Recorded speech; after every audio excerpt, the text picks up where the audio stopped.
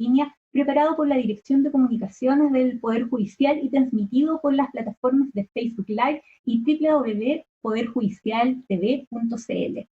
Este programa tiene como objetivo acercarnos a la comunidad, acercarnos a usted para que pueda hacer sus preguntas y estas van a ser respondidas en directo. Estas consultas respecto a diferentes temas judiciales que le afectan principalmente en esta contingencia de emergencia sanitaria en la que estamos en nuestro país.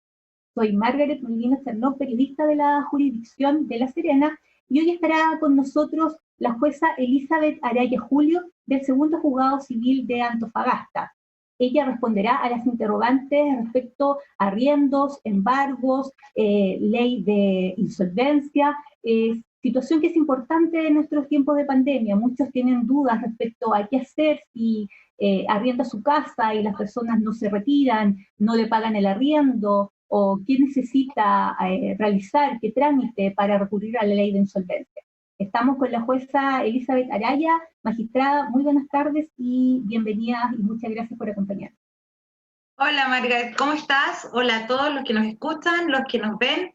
Aquí estamos disponibles para escuchar sus preguntas y todas aquellas dudas que tengan que ver con la materia en la cual yo ejerzo mi oficio de juez, que tiene que ver con el ámbito civil, pero que abarca, digamos, diversas cosas que hoy día podrían estar siendo afectados varios ciudadanos y que son de común ocurrencia. Magistrada, vamos a comenzar de inmediato con las preguntas. La pregunta más recurrente, nos consultan, ¿qué puedo hacer si no me quieren pagar el arriendo? Bueno, el contrato de arriendo es un contrato consensual, no se requiere, la ley no exige que sea un contrato por escrito. Normalmente lo que hacen o lo que hacemos, porque muchos nos hemos vinculado a través de un contrato de arriendo, hemos tenido que arrendar algo o hemos arrendado algo, es celebrar, digamos, o escriturarlo, pero es un contrato consensual. Y ese contrato tiene obligaciones y tiene deberes que cumplir tanto la persona que arrienda una propiedad, por ejemplo, como aquella que a su vez se va a vivir, digamos, a dicho inmueble. La principal obligación, en este caso del arrendatario, es pagar la renta. Y ante el incumplimiento de un arrendatario por el no pago de la renta, lo que puede hacer el arrendador, la persona que arrienda el inmueble, que arrienda un vehículo, por ejemplo, es pedir al tribunal, a través de una demanda, el término de ese contrato. Esa es una obligación o la obligación más importante que tiene el arrendatario, que es pagar la renta. Ahora, ¿cómo regulamos el pago de la renta? Eso depende de lo que acuerden las partes. Normalmente en Chile, una cuestión de costumbre, es que se pacta una renta mensualmente. Es decir, tú tienes que pagar, terminado el mes, una cantidad de dinero por concepto de renta. O, como también ocurre, antes de que tú habites ese mes, tienes que pagar los 5 primeros días, los 10 primeros días. Se regula en el mismo contrato que, como dije, es consensual. Y si no te cumplen, derechamente tú puedes interponer una demanda de término de contrato de arrendamiento. Ojo ahí, porque normalmente lo que hacen tanto los arrendatarios como sus abogados es además pedir lo que se llama desahucio. Es decir, en el evento de que el demandado, al momento de celebrarse el comparendo, la audiencia, quisiera pagar, ponerse al día en las rentas, la verdad, yo le digo al juez, a través de la demanda, yo no quiero seguir con este contrato, porque evidentemente una persona que ya me incumplió una vez puede volverme a incumplir. Entonces se interpone una demanda que lo principal es de término por no pago de renta y en subsidio, o en segundo lugar, en el evento que la primera, el caballero, quiera pagar, en el momento del comparendo, yo digo no, yo lo quiero desahuciar el contrato, quiero ponerle término porque en realidad ya no me interesa continuar en el contrato y entregarle, digamos, el inmueble a la persona para que lo use y lo goce. Y unido a eso, magistrada, nos pregunta Patricia, ¿qué pasa con los lanzamientos ya decretados? ¿Están suspendidos por parte de Carabineros hasta nuevo aviso, considerando que la fuerza pública no puede desobedecer ni analizar el mérito del ordenado por el tribunal? A ver, nosotros no ha habido alguna modificación legal, es decir, no ha habido una ley que indique o que prohíba los lanzamientos. ¿ya?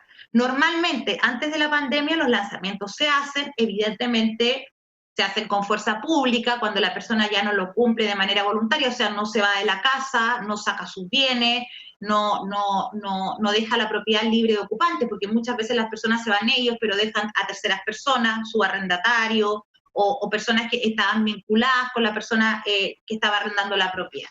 Entonces se hace, y normalmente se hace con carabinero, una vez que la sentencia ya está terminada, una vez que el juicio ya está terminado.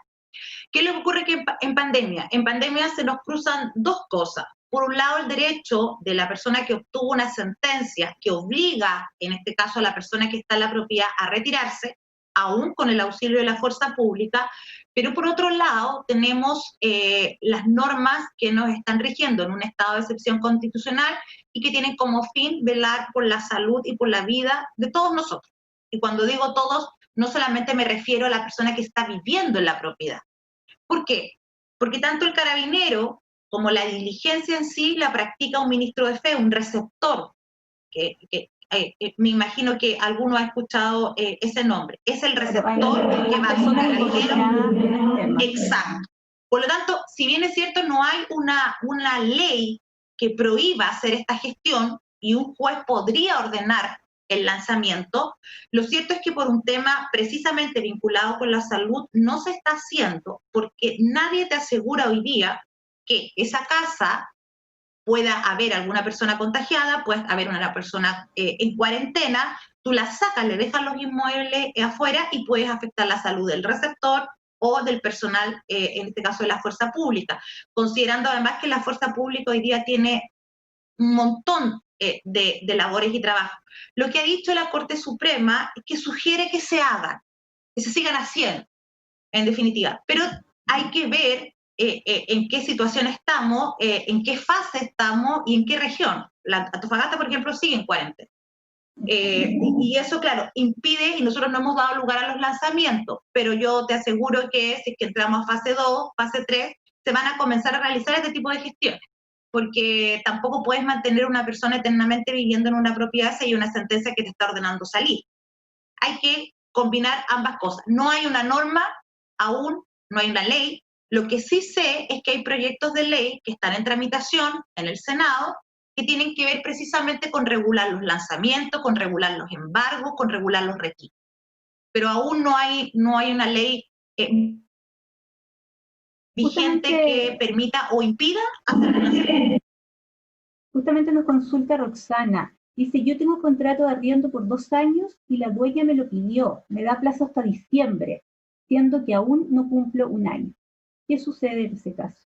A ver, si es un contrato, en este caso, a 2 años, efectivamente tú puedes pedir con anticipación al término de esos años el inmueble.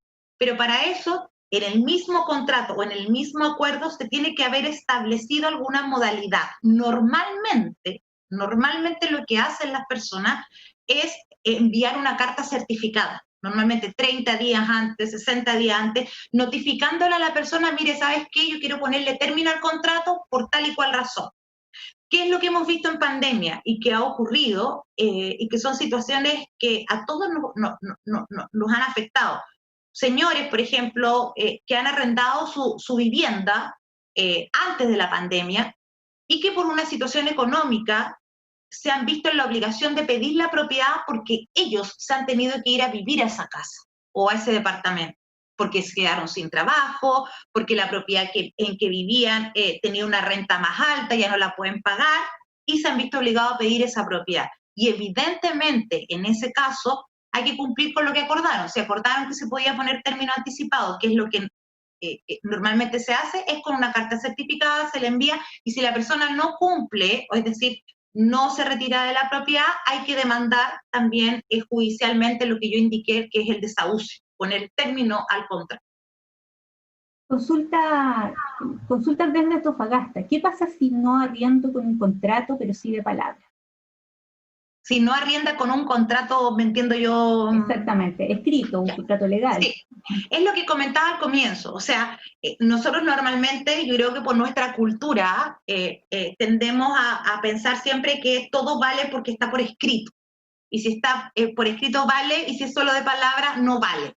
En otros lugares del mundo la palabra tiene muchísimo más valor de lo que nosotros podamos escribir. El contrato de arriendo no necesita ser escrito, ¿ya? Basta con que yo acuerde con una persona, mira, te voy a entregar mi propiedad para que tú la uses y goces de la propiedad, es decir, para que tú te vayas a vivir a la propiedad. La propiedad sigue siendo mía, pero tú vas a poder usar la propiedad, vas a poder habitar la propiedad, vas a poder gozar de los beneficios del inmueble. Es consensual, como llama la ley. Se acostumbra a dejarlo por escrito, pero por un tema probatorio. Porque luego, si yo tengo que demandar a esta persona porque no me pagó la renta, como lo que tú me comentabas en un comienzo, bueno, yo ya tengo un documento, que normalmente es un documento que se hace en la notaría, y esto ya es suficiente como para acreditar que sí existe un contrato. Ahora, si uno no lo tiene, si uno no lo hizo materialmente, bueno, hay testigos, pueden haber cartolas de transferencias bancarias, donde hay una transferencia que ha sido constante todos los meses por una cierta cantidad de dinero, pueden haber, que hoy día se hace muchísimo en tribunales, conversaciones de WhatsApp, que se acompañan, correos electrónicos, mira, te hice la transferencia de este mes, todo eso tú lo juntas y la ley dice que el juez le corresponde analizar esa prueba conforme a las reglas de la sala crítica, es decir, conforme a la lógica, a la normalidad. O sea, si una persona hace una transferencia todos los meses por una cantidad de dinero, lo lógico es que parece que hay un contrato de arriendo.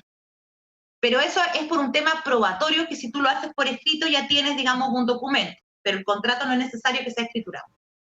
Perfecto. O sea, el tema podría ser un poco más engorroso, pero efectivamente se podría demostrar que la persona arrienda su propiedad. Sí, efectivamente. Incluso es más, muchas veces cambian las condiciones del contrato, porque, no sé, subiste la renta, la bajaste, o porque acordaste determinadas condiciones y después las quieres cambiar. A veces esos cambios, esas modificaciones no se dejan por escrito tampoco. Pese a que tienes un contrato por escrito, tú dices, mira, nosotros en realidad después rebajamos la renta o aumentamos la renta. ¿Y cómo acredito eso? De la misma manera, testigo, correos electrónicos, en que te revela que efectivamente había un contrato y que ese contrato se modifica.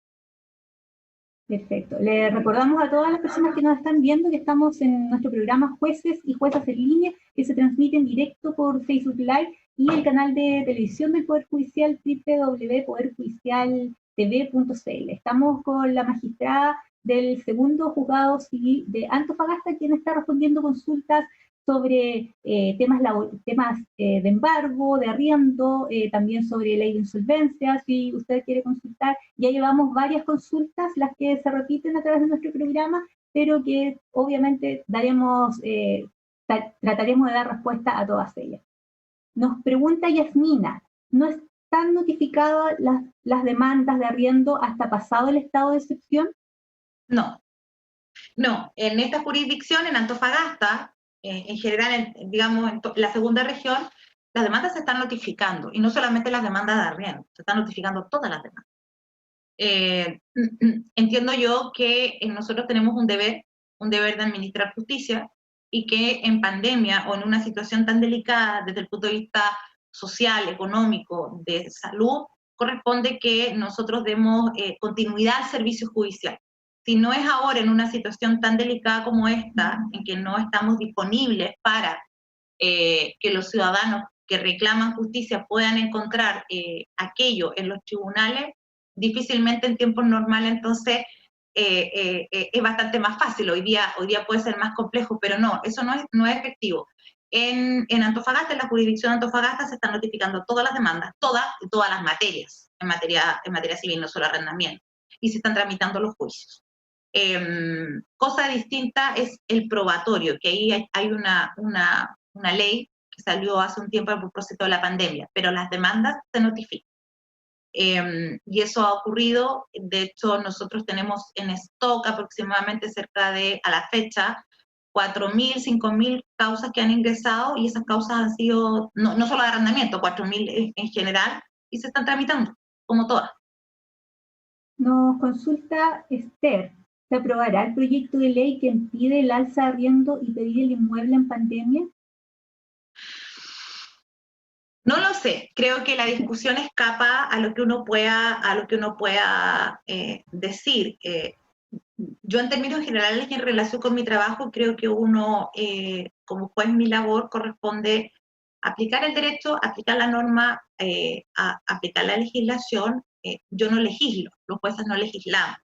Y más allá de las consideraciones morales que uno pueda tener en relación con que si se pueden efectivamente aumentar la renta, o si una persona está desempleada y está con seguro de cesantía, si eventualmente, ¿cómo no vamos a demandarla si está en una situación bastante precaria? Lo cierto es que ese no es mi trabajo, ese es un trabajo que le corresponde al Poder Legislativo, que le corresponde al Poder Ejecutivo, y en Chile opera la separación de poderes del Estado, por lo tanto a nosotros nos llega la ley, nosotros aplicamos la ley, y desde esa vereda es donde nos paramos los jueces. Hay principios, hay una constitución, y en definitiva eso, si se aprueba o no se aprueba, la verdad es que no depende de nosotros. Nosotros vemos ya el problema en sí. Pero ese una vez tipo aprobada de se verá consideraciones, cómo se aplica la ley. sí, así es. Bueno, y nos consultan sobre una ley que sí está aprobada, la ley 18.101. Si el arrendatario demandado procede a contestar la demanda y en el mismo escrito presenta demanda reconvencional en subsidio de la contestación, ¿eso es correcto desde un punto de vista legal? Parece que es Sí. una pregunta de alguien que sabe del tema, Lo más porque probable, aplicó porque lo varios más términos probable es que, sí. complejos. ¿Qué es lo que es la demanda reconvencional? Para que no entiendan. Sí, Yo para interpongo una entenderlo. demanda por término de arriendo porque no me pagaron las rentas, ¿no? Depongo la demanda y la ley lo que establece es una audiencia o un comparendo donde la otra parte, el arrendatario, contesta la demanda. Y me dice, mire, sí, efectivamente debo la renta, o no, no debo la cantidad que le está indicando, o mire, no, el contrato se modificó y en realidad no era esa la renta, es menos, por lo tanto yo estoy al día. ¿Ya? En esa oportunidad, lo que establece esta ley 18.101, que es la ley que regula el contrato de arriendo y el procedimiento, lo que establece esa ley es la posibilidad que tú tienes como demandado de a su vez demandar a la persona que a ti te demandó. ¿Por qué? ¿O qué es lo que normalmente ocurre? Mira, ¿sabes qué? Sí, yo te debo renta, o puede ser que te deba renta, pero tú a mí me debes, que es lo que uno ve normalmente, una serie de partidas que yo invertí en remodelar el inmueble. Le cambié, por ejemplo, no sé, la pintura, cambié, cerré ponte con reja, cerré el balcón, sellé las ventanas, y eso, cuando yo lo hice, nosotros convenimos que esas cantidades de dinero tú me las ibas a devolver o me ibas a rebajar la renta y yo iba a pagar menos renta. Entonces, como tú me estás cobrando esta cantidad por concepto de renta, que a mí no me parece, porque en realidad nosotros llegamos a otro acuerdo, yo te demando a ti para que tú me devuelvas esas sumas que yo invertí en esta casa que no es mía, que estoy usando como arrendatario, pero que en definitiva son reparaciones definitivas que te van a quedar a ti en beneficio del inmueble. Entonces, cuando tú lo vuelvas a arrendar, ya va a estar cerrado el portón, vas a tener selladas las ventanas, entonces la propiedad adquirió un mayor valor. Eso ocurre y incluso es más, cuando se arriendan, por ejemplo, locales comerciales, y se hace una inversión importante, mayor, ya sea en instalaciones eléctricas, en instalaciones de agua potable, patentes que se obtengan, ese tipo de dineros invertidos normalmente se cobra a través de lo que señala la persona que hizo la pregunta, que es la demanda reconvencional.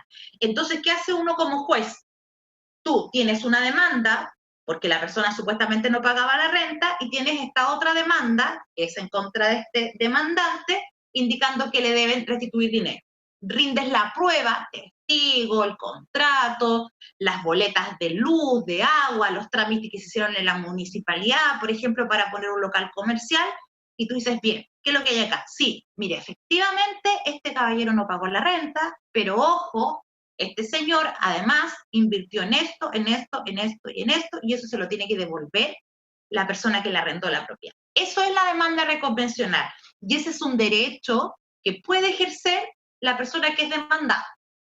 Normalmente también se hace y se ejerce algo que se llama indemnización de perjuicio. Por ejemplo, no sé, yo arrendé un local comercial y no pude obtener la patente. porque la propiedad que yo arrendé, el lugar, no estaba habilitado para que funcionara un local comercial, por ejemplo, no sé, un restaurante, porque es un lugar, es de acuerdo al plano regulador, tiene otras características.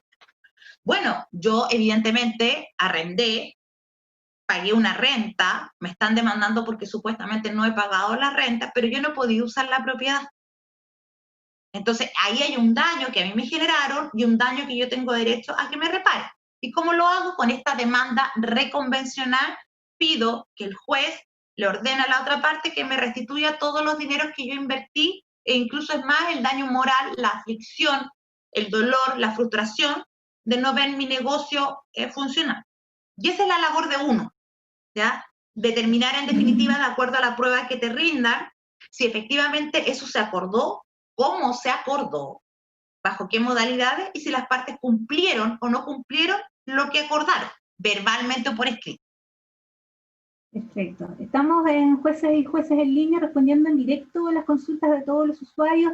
Les recordamos que hemos realizado diversos programas durante este último tiempo. Hablamos del 10% de la retención en familia, hablamos de despidos, de temas laborales en tiempo de pandemia. Hoy estamos hablando de un tema civil, arriendos, embargos, ley de insolvencia, y para eso tenemos a la jueza del segundo juzgado civil de Antofagasta.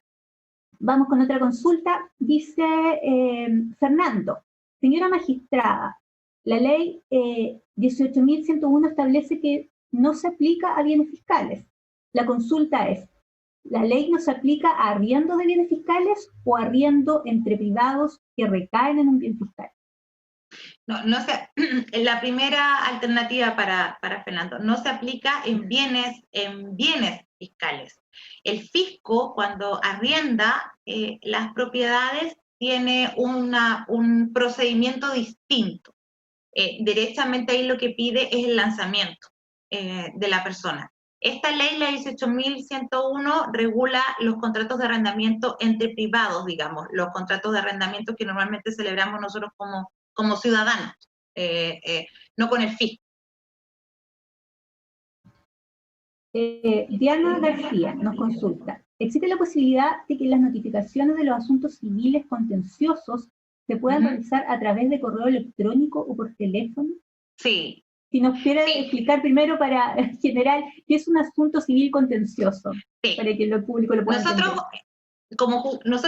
O sea, la definición más simple de los juzgados civiles es que nosotros vemos todas aquellas cosas que no ven los jueces penales, los jueces de familia y los jueces laborales. Todo lo que no está referido, digamos, a conocimiento de esos jueces, lo vemos los jueces civiles. Sabemos muchas cosas.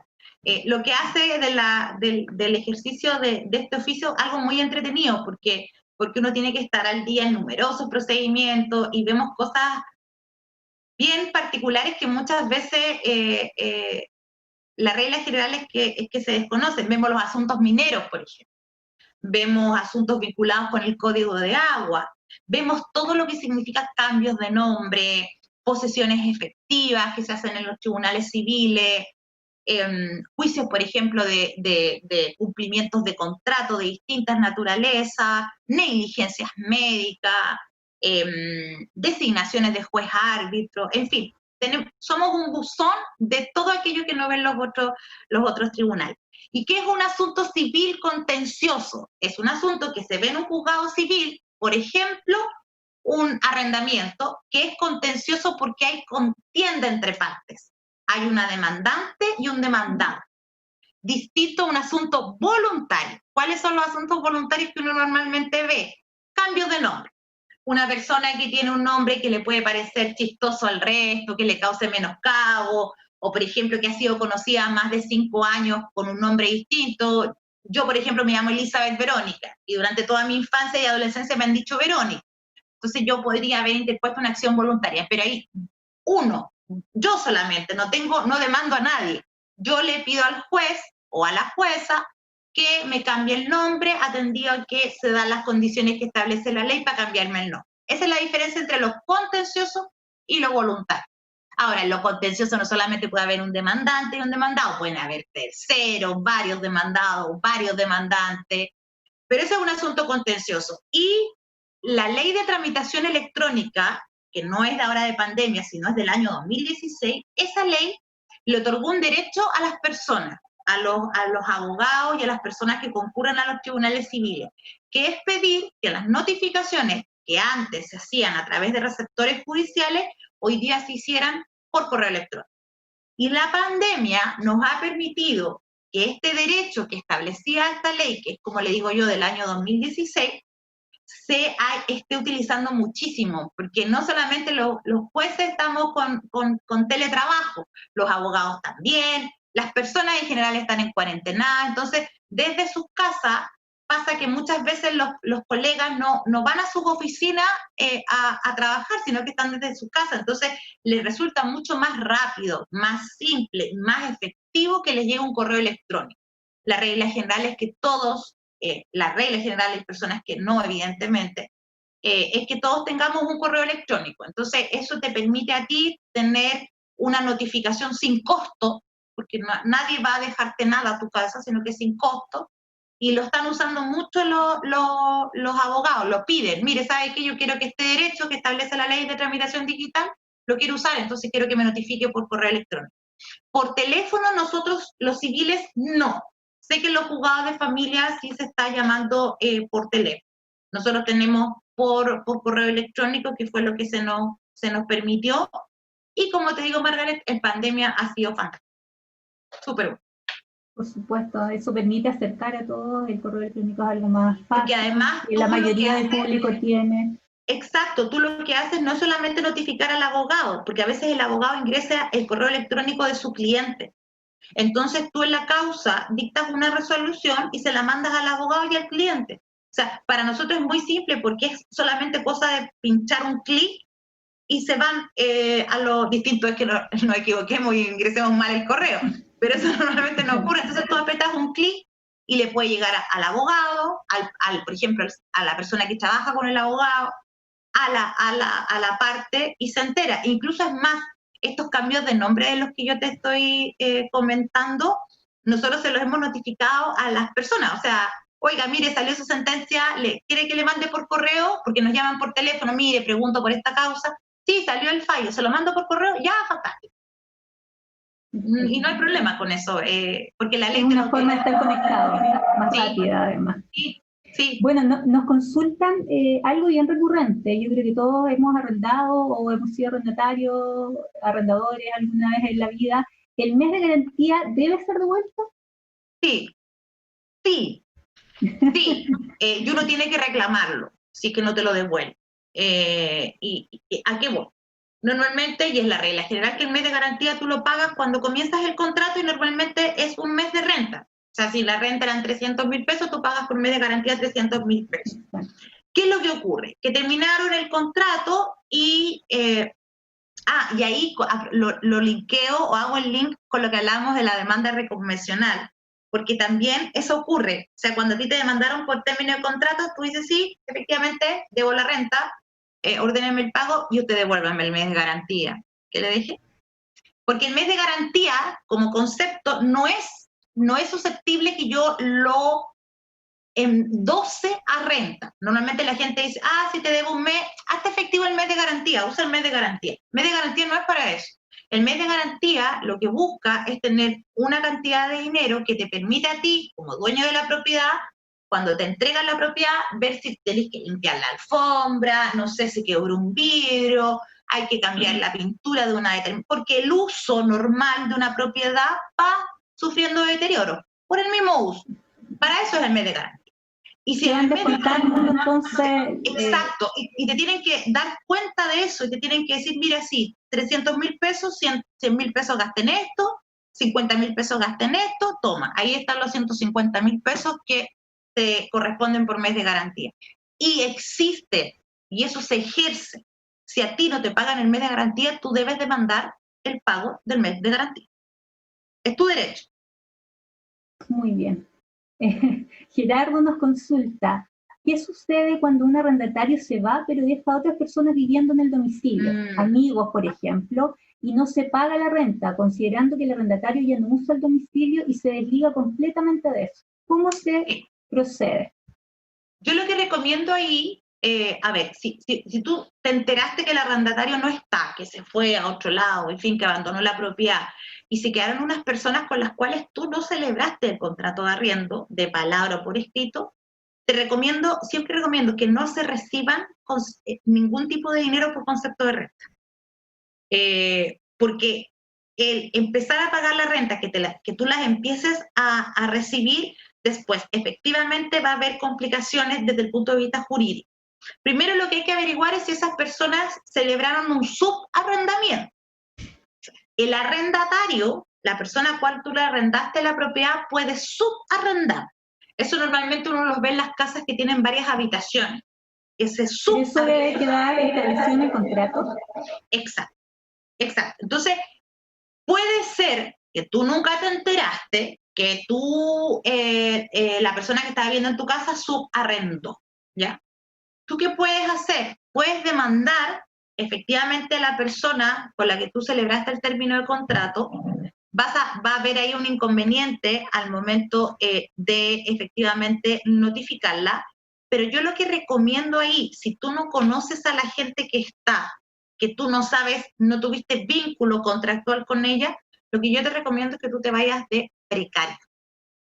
El precario es una acción que establece el Código Civil, que es como nuestra Biblia para los jueces civiles, que en el fondo lo que persigue es interponer una acción que es más simple que el arrendamiento, en donde tú le dices a la persona, mira, yo no sé por qué estás ahí, pero ese inmueble es mío. Entonces, juez, por favor, dígale que se vaya. O sea, no hay contrato alguno, no hay vínculo jurídico alguno, no hay un contrato de arrendamiento, nada, absolutamente nada. Tú dices, mire, esta persona está acá, yo por absolutamente ignorante que esta persona está viviendo acá, me encuentro con esto, la propiedad es mía, yo se la arrendé a Juanito Pérez y Juanito Pérez no está, se fue y no sé quiénes son estas personas. Esa es una acción que se llama precario y que está en el Código Civil. Y es se usa bastante. Hay que tener ojo, sí, porque si tú estás aceptando el pago de las rentas, ahí lo que hay es un contrato de arrendamiento. No corresponde demandar precario, porque en el precario no debe haber ningún contrato, nada, absolutamente nada. Claro, es lo que conversábamos antes, que no necesita un contrato por escrito, si uno puede demostrar que pagó el arriendo. Y pasa que las personas se van entre gallos y medianoche, como yo digo, y dejan a personas ahí, y además esas personas también están en una situación de indefensión muchas veces, porque a veces les pagaban la renta a esta persona que se fue. Entonces, hay bastantes complicaciones con eso, porque obviamente ahí hay un tema de abuso normalmente, en que se está haciendo un negocio con estos subarrendamientos, y después se desentienden del asunto. Pero ahí el dueño de la propiedad lo que podría hacer es demandar de precario. Si no conoce a estas personas, no tiene idea por qué están ahí, podría demandar de precario. Nos consulta ahí en Antofagasta, Marcela. Magistrada, buenas tardes.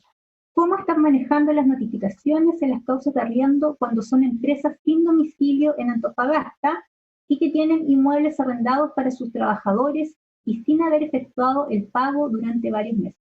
Esto se da mucho en las zonas mineras, parece. Sí, cuando el arrendatario, o sea, normalmente lo que se hace es que en el contrato de arriendo se establece un domicilio. O sea, se fija un domicilio y se fija un domicilio además para efectos de eventuales demandas, fijan domicilio en la comuna de Antofagasta.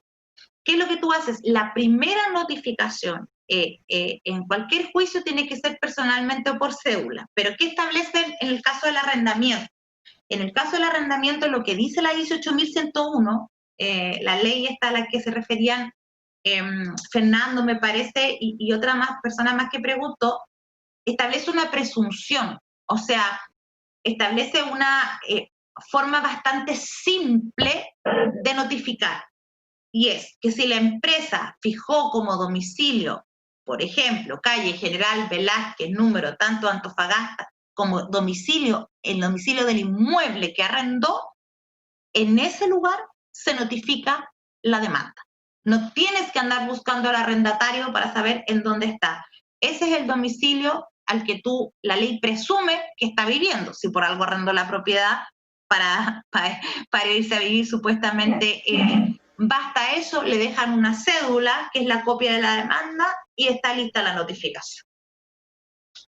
Bueno, estamos en el programa Juezas y Juezas en Línea, que se transmite en directo por Facebook Live y el canal de televisión del Poder Judicial. Pueden hacer sus consultas, las estamos respondiendo en directo en esta oportunidad con la jueza del segundo juzgado civil de Antofagasta. Y hoy estamos conversando sobre arriendos, embargos, ley de insolvencia, todo lo que tenga que ver con el área civil.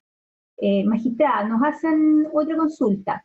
Dice, en tiempos de COVID, ¿existe alguna limitación para solicitar restitución de inmuebles con auxilio de fuerza pública? Sí, que era un poco lo que hablábamos en los lanzamientos. En Antofagasta estamos en cuarentenado, no estamos haciendo los juzgados civiles lanzamientos ni retiros. Embargos sí.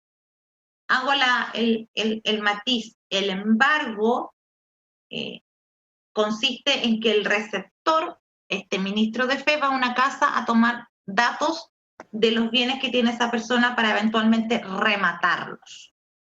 Ese trámite lo estamos haciendo porque en definitiva el receptor tendrá que ver bajo su criterio si entra o no entra la propiedad. Pero los retiros no estamos haciendo retiros con fuerza pública. Si la persona se quiere ir voluntariamente, sí. Si le notifican la sentencia y se quiere retirar, obvio.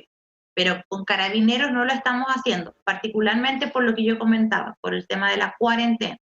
Entiendo yo, vuelvo a repetir, que si entramos en otra fase deberíamos comenzar a hacerlos. En particular en el juzgado donde yo trabajo estamos haciendo remates de inmuebles vía Zoom, vía online. Mi trabajo, el trabajo de la gente que trabaja en los tribunales es aplicar lo que está, la norma que está, y no hay una norma que te impida hacer retiros, no hay ninguna norma que te impida hacer lanzamientos. Lo que tú tienes hoy día es una ciudad en cuarentenada y que en tal razón tú, como proteger la vida de todos, tú no haces el lanzamiento, no haces el retiro. Pero si se hiciera, hoy día no habría alguna infracción a alguna norma en particular, en absoluto. Lo que nosotros no lo estamos haciendo, pero por esta situación propia de la región que todavía estamos en fase 1. Nos consulta Paola, le voy a leer literal lo que señala. Buenas tardes, me llegó lo siguiente. Demanda ejecutiva y solicita se despache mandamiento de ejecución y embargo. Primero, otro sí, acompaña documentos con citación y solicita custodia. Segundo, otro sí, señala bienes para el embargo. Tercero, otro sí, acredita personería. Cuarto, otro sí, notificación subsidiaria. Quinto, otro sí, patrocinio y poder. Es un exhorto por un departamento en Papudo y me llegó a la casa de Santiago. ¿Pueden ahora en pandemia embargar? ¿Pueden ahora en pandemia qué, Margaret? ¿Embargar? Sí, totalmente. El trámite del embargo es un trámite, claro, o sea, va el receptor y dice, ¿puedo pasar y hacer embargo? Porque en verdad, normalmente la persona que lo atiende le dice, no, vuelva con carabinero. El receptor tiene que conseguirse carabinero. En el evento que ello ocurra, puede hacer. Nosotros al menos, entiendo yo que en general, no sé el caso en particular de la persona que consulta, pero en términos generales sí se están haciendo embargos, porque no, o sea, los embargos, las retenciones, los retiros, es parte de nuestro trabajo y es parte, yo te diría que del 100% de las causas que nosotros tenemos, de estas 4.000 que te comenté en algún momento que teníamos hasta ahora en septiembre, que normalmente son hasta 7.000 en diciembre, Santiago estamos hablando sobre las 30.000 por tribunal, anualmente. De esas, un 92% son este tipo de juicios a que se refiere la persona que consultó. Son juicios por deudas con instituciones bancarias, en que se suscribió un pagaré, en que hay un mutuo, que a mí me prestaron dinero para poder comprarme mi casa, y esos son los que llamamos normalmente juicios ejecutivos. Y ahí esa cantidad, ese volumen enorme de causas constituye más del 90% del trabajo que nosotros hacemos. Y en eso lo hemos hecho toda la vida, si en el fondo es parte de nuestra labor cobrar a las personas que adeudan determinadas sumas de dinero. La ley establece un procedimiento, que entre paréntesis también se pretende modificar a través de una ley que aún no sale, pero que efectivamente va por la vía de poder, no sé si paralizar es la palabra, pero conceder mayores alternativas a la persona que debe, por la situación social y económica que atravesamos, y que va a demorar mucho tiempo. Ojo con eso, los temas civiles, los temas de deuda, no son temas que terminada la pandemia. Los efectos de la pandemia en materia de deudas, de empresas que caen en liquidación, por ejemplo, que era lo que tú comentabas, o la antigua quiebra, son efectos que vamos a ver por muchos años. Y este tipo de situaciones por las que atravesamos ahora, el desempleo, va a traer numerosos conflictos desde el punto de vista jurídico. Y eso es lo que pretende el Senado. El Senado, el Poder Legislativo, el Poder Ejecutivo, lo que pretende es tratar de establecer ciertos marcos para regular una situación como la que estamos atravesando, que no tenemos claro cuándo va a terminar, pero que sí sabemos que va a traer muchos inconvenientes a futuro. Bueno, les recuerdo que nos encontramos en el programa Juezas y Juezas en Línea. Llevamos más de 40 minutos de programa, nos hemos mantenido en las 150 personas conectadas. Vamos a ir por las últimas consultas, pero si usted quiere ver el programa, revisarlo, puede hacerlo en nuestra página web www.poderjudicialtv.cl, o también queda alojado en la página de Facebook del Poder Judicial. Vamos, como decíamos, con las últimas preguntas. Francisco nos señala: buenas tardes, en los juicios ejecutivos, los plazos de prescripción de la acción ejecutiva, ¿se entiende suspendida por el tema de COVID-19 o bien sigue el curso de la prescripción de la acción de manera normal? La ley, salió una ley a poco andar de la pandemia. Esa ley estableció y reguló el tema de la prescripción a la que se refiere Francisco. Cuando uno firma un pagaré en una institución bancaria porque pide un préstamo, uno firma varios documentos, entre esos un pagaré. ¿Ya?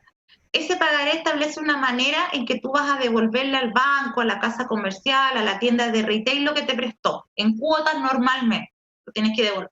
Si tú te atrasas en el pago de las cuotas, lo que va a hacer esa institución es empezar a cobrar. Y la forma más clara de cobrar es a través de una demanda ejecutiva, como la que habla Francisco, en donde está este pagaré que presentan al tribunal. ¿Qué es lo que dice la ley? La ley, lo que dice esta ley que salió en pandemia, es que basta con presentar la demanda para que el plazo que está corriendo para eventualmente declarar prescrita la deuda o declarar cancelada la deuda como que no existió nunca, basta solamente que tú presentes la demanda. Antes de la pandemia era necesario notificar la demanda para que ese plazo se interrumpiera. Hoy día no, basta la notificación, basta, la presentación de la demanda. ¿Y por qué? Porque muchos tribunales, yo diría que la mayoría de los tribunales tuvimos que venirnos a las casas a trabajar. Trabajamos vía telemática, tenemos turnos presenciales que cada vez van aumentando, digamos, en atención, en horario. Y entonces la recepción de estos documentos que son tan relevantes era acotada. Hubo tribunales que cerraron puertas para recibir documentación y han ido abriendo a medida que ha transcurrido el tiempo. Entonces, esta ley vino a regular aquello, o sea, la prescripción se interrumpe, o sea, yo presenté mi demanda y ya no me está corriendo el plazo a mi tienda de retail, banco, para cobrar, ¿ya? Eso no quiere decir, ojo ahí, que si una empresa tenía un pagaré del año 2015, por ejemplo, pueda hoy día cobrar. O sea, se reguló esa situación especial de que nosotros no podíamos recibir los documentos y la ley dijo, bueno, si presentan la demanda, interrumpen ese plazo de prescripción. Supongo que Francisco está vinculado al mundo jurídico, porque la pregunta tiene que ver con eso.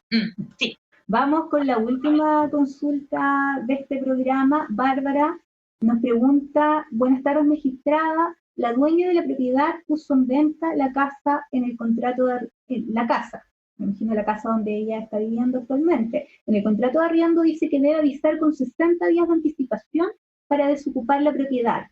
Yo puedo exigir el mes por año, ya que dado en los tiempos que estamos fui despedido. No tengo cómo acreditar para volver a arrendar una propiedad tan rápido. Sí. Sí, es un tremendo inconveniente aquel. El tema de la cuarentena, no hay permiso para ir a buscar casa.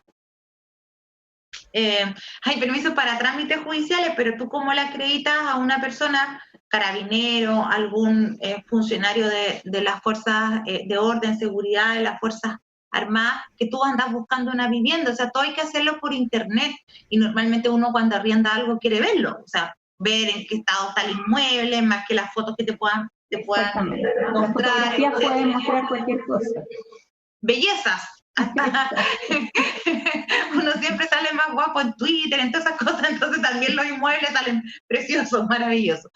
Entonces, claro, pues ha pasado que efectivamente las personas, no, para poder irse necesitan tener un lugar donde poder irse. Lo que uno trata de hacer ahí, en el juicio propiamente tal, primero, si la persona no puede irse, yo lo que en el fondo, si no tiene dónde irse, o sea, hay un tema ahí humanitario, pero en el juicio propiamente tal, lo que procuramos nosotros es que lleguen a un acuerdo con los plazos.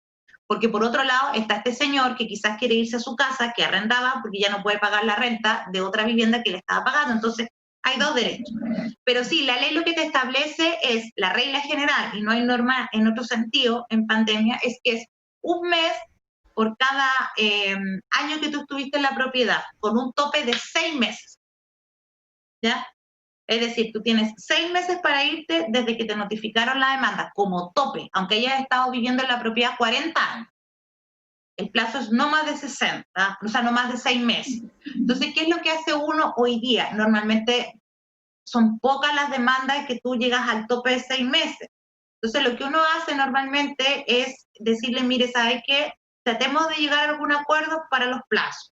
O sea, la persona la avisó, usted no se ha ido, tiene que irse de la propiedad. Yo siempre les digo, vamos a llegar al mismo resultado, o sea, se tiene que ir de la propiedad. El cuándo y cómo podemos negociar. Podemos verlo, podemos llegar a algún acuerdo, porque además deben recordar, todos los que nos están escribiendo, los que nos están escuchando, los que nos están mirando, tienen que recordar que los tiempos judiciales son distintos a los tiempos que uno pueda tener en la vida común, corriente. Conseguir que un carabinero te haga la diligencia de lanzar a una persona demora un montón. Entonces, por más necesidad que tenga un arrendatario de que le devuelva la propiedad, que le entregue la propiedad, no lo va a conseguir en los tiempos que él quisiera.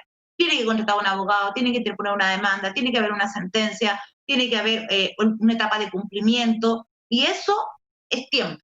Entonces yo siempre parto diciéndoles, mire, más o menos esto se puede demorar tanto tiempo. Negociamos con la otra parte si podemos acotar este plazo, comillas, de 3 meses en un mes. Señora, usted va a irse en definitiva igual de la propiedad, por la razón o por la fuerza, porque igual en algún momento va a tener que irse. Entonces, veamos qué cosas podemos ver en la práctica, digamos, in situ. ¿Cuánto tiempo usted necesitaría para buscar otro lugar? Y llegamos a acuerdos que son beneficiosos para ambos, porque lo otro es esperar que lleguen los carabineros a sacarte, que puede ser en un tiempo X, pero por otro lado, la persona tiene que empezar a buscar una casa, un lugar donde arrendar. Entonces, esos tiempos hoy día uno los puede manejar y uno le explica esto mismo. Y al contrario de lo que puedan pensar quizás muchas personas que trabajan y son abogados, procuradores, los seres humanos y los chilenos solemos ser más sensatos si conversamos. Cuando uno conversa frente a una tercera persona, en este caso uno que oficia de juez, o puede ser otro en otras circunstancias, cuando uno se comunica y uno es capaz de mirar a la otra persona y decirle, mira, ¿sabes que tengo este problema? Y encantado te entrego la casa, no es de mala fe, no hay un afán mío de que me adueñar de algo que no es mío, me pasa esto. Mi experiencia, Margaret, es que las personas, cuando son capaces de mirarse a la cara y conversar, pueden llegar a soluciones bastante más efectivas de las que pudieran llegar en un tribunal y con una acción judicial. Cuando uno actúa en un tribunal y uno en el fondo aterriza a lo concreto, a las necesidades de la persona, porque mi trabajo consiste precisamente en resolver conflictos, pero es resolverle el conflicto completo a la persona. ¿Qué saco yo con decirle a alguien, mire, ¿sabe qué? Se tiene que ir en 3 días de la casa. Si yo sé que no se va a ir de la casa, que va a tener que llegar carabineros, que va a hacer... Entonces, le digo, mire, pasa esto, lo que va a ocurrir es esto, yo le propongo esto, conversemos. Llegamos en Es importante pandemia. escuchar Sí, ambas partes y saber las necesidades que tiene sí, cada y una escuchar a y la llegar a un parte, acuerdo. Margaret, a la parte, más que no digo que el trabajo de los abogados no sea importante, es fundamental. Yo soy abogado, esa es mi profesión y respeto muchísimo el trabajo de mis colegas. Pero cuando tú los escuchas a ellos, ¿qué es lo que quieren? Mire, yo quiero que se vaya. Ya, eso es lo que usted quiere, que se vaya, bien, negociemos eso, pongamos eso. Y en eso la labor de los colegas, de mis colegas abogados, la labor del tribunal es fundamental. Bueno, magistrada, le agradecemos enormemente su participación, su forma didáctica de explicarnos todo, de responder todas las consultas, de darse el tiempo. La dejamos invitada para próximos programas y a Claro. toda la gente que nos está viendo, les contamos además que el próximo martes a las 15 horas va a haber un nuevo jueces y juezas en línea con la magistrada Mónica Geldres del segundo juzgado de familia de Santiago. Magistrada, ¿algunas últimas palabras para despedirnos? Sí, quiero a través de usted agradecerles a todas las personas que forman parte de la Dirección de Comunicaciones del Poder Judicial. Te lo dije antes de comenzar esta entrevista. Para mí ha sido un privilegio saber que están ustedes, que es un grupo de personas profesionales, periodistas, gente que trabaja en las áreas de la comunicación que nos ha ayudado a esto, a ponernos enfrente de una pantalla, a que la gente nos vea, nos escuche, podamos interactuar. Eso para mí tiene un valor incalculable. Nos saca de nuestra esfera de confort, que es estar en una audiencia, en un estrado, nos visibiliza y esa puerta, esa imagen, ustedes las llevan a los usuarios, ustedes las llevan al ciudadano y para mí ha sido una grata sorpresa en pandemia saber que existe un conjunto de profesionales como ustedes que han sabido mostrar nuestro trabajo. Así que gracias a ustedes y saludos a toda la gente de Antofagasta que está conectada. Muchas gracias, magistrada. Vale. Agradecemos nosotros también como Dirección de Comunicaciones la voluntad de todos los jueces que participan, no solo en este programa, sino a través de vocerías, juntándose con la comunidad, a través de charlas, y agradecemos, por supuesto, visibilizar el trabajo que hace el Poder Judicial al respecto. Bueno, eso es todo por hoy. Nos vamos a despedir. Como les señalé, los dejamos invitados para el próximo martes a las 15 horas en un nuevo Jueces y Juezas en Línea con la magistrada Mónica Geldres Salazar del segundo juzgado de familia de Santiago. Muy buenas tardes y muchas gracias por acompañarnos. Buenas tardes.